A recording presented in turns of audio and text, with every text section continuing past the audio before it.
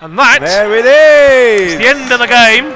And Maidstone United have themselves a first round FA Cup tie to play on November the 4th, or the weekend of November the 4th, between Friday, I feel like doing the draw now, between Friday the 3rd of November and Monday the 6th of November. The Truro game is off, and Maidstone United, for the first time in 4 years, Nigel Seeger, are in a first round hat. It's been a long time coming, and there's been a lot of good stuff either side of that, but Maidstone United victorious here, 2-0 win.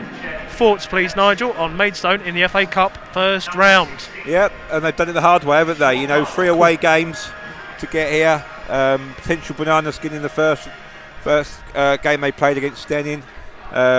Just stepped it up a league against Winchester, who were in good form, with just beating the league leaders the week before.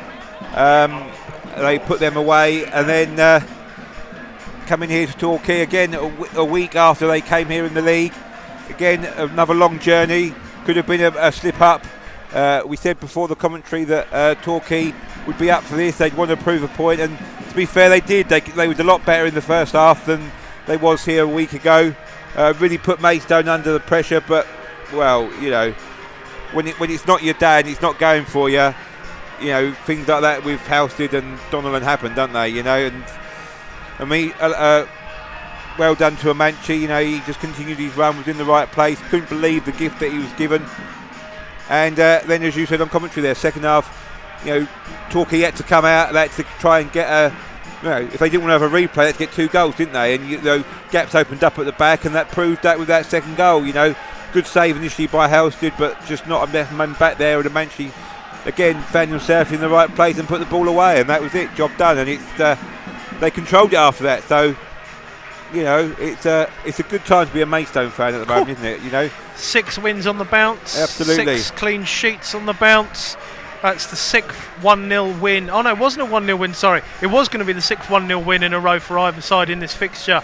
So at least that run has been broken with Amanchi scoring his 4th brace in the season. Our record against Torquay now, over the ages, it's not just recently, you know, over the ages, from back in the late 80s, you know, we've won 11, lost 2 and drawn 2. You know, we are definitely a bogey record.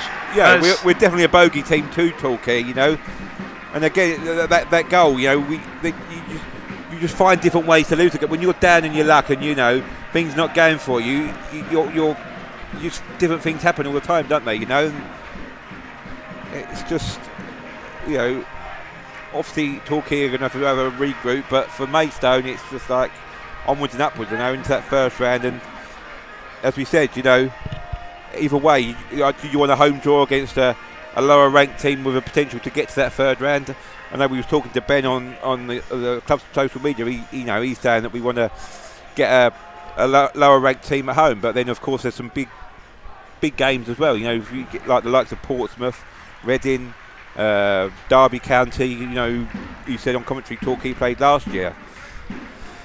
You know, go away to those kind of grounds, even though it will be obviously it's not going to be a full house capacity game, is it? But you know, even at Derby County, 20,000 share of the gate money, you know, that sets you up for this season and beyond, doesn't it? So I've always said it though, Nigel, I personally, as much as the grandeur would be great for the first and second rounds to get your derbies and your Pompeys and former cup winners and things like that, wouldn't it be great for Maidstone to get a couple of home draws now? Yeah. To give them that shot at St James's Park, Old Trafford, Tottenham Stadium. As Ben Austin from the socials filming all the stuff down on the pitch. Glad that I think Mr. Gooch has finished, because there might be some unpleasantries from Mr. Austin there, but I'm sure all in jest and all wonderful to see. It was great to see the Maidstone players getting their wall up and cheering up into the away fans there. The same with the coaching staff, the management team, Project Elacobe, and I mean it was 20 fewer. Sorry, got to say that correctly. Yeah, shout out to the Maidstone fans. But the noise they made, I can't remember the drum being here last week, but I was fairly well immersed. I think that the guys that bought the drum last week stayed down for the weekend, so obviously it wasn't possible to bring the drum, but they came down today on Trev's minibus and was able to bring the drum with them and just created just as much noise, you know, really cranking it up there towards the end, and many Maidstone fans will be happy.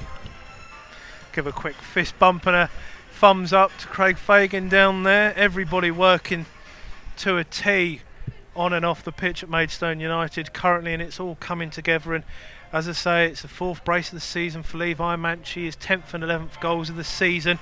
Still yet to get that hat-trick, but I don't think he will mind. Out of these two sides, it was Lapsley and Stobbs who'd scored in both rounds previous that Torquay had played in, but Manchie had got himself that similar moniker, and it's a 3rd round in a row that he has scored for Maidstone United in the Cup. And again, that great run that Maidstone have got against them. Yeah, played 15, won 11, drawn 2, lost 2. It's fantastic overall. 14 from 18 on the road, 3 FA Cup wins. I mean, it's a shame that we are going to have to go back home at some point and play some games at home, because other than losing away at Bath, I mean, everything's been pretty much plain sailing so far this season on the road for Maidstone United, and long may it continue for the Stones.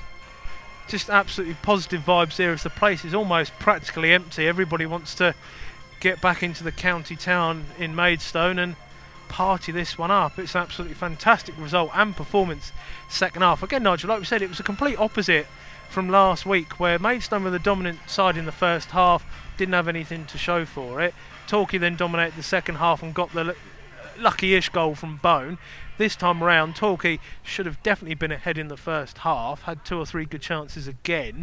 Maidstone come away with it and get themselves ahead again. And Maidstone get themselves ahead, Nigel. Exactly. They do not get beaten this season. That's how they roll. You know, and they had the chances even after Manchie got that goal. You know, there was still a couple of minutes to play in that first half. There was stoppage time, and had one cleared off the line and blazed one over when it was probably easier to score from the position that he was in. But you know, it's the old adage, isn't it? You got to get your shots on target, and they didn't do that enough. I don't think. You know, they had a lot of the play, and they was a bit, you know, not wasteful with it as they were. To the side, to the back. Exactly, but they wasn't as wasteful with it when they were trying to find that path. But again, in the second half, when they was looking for that that goal to get back into the game, the passes became a bit more expansive, and Maidstone just picked them off and picked up their second goal, and that was it, game, set and match.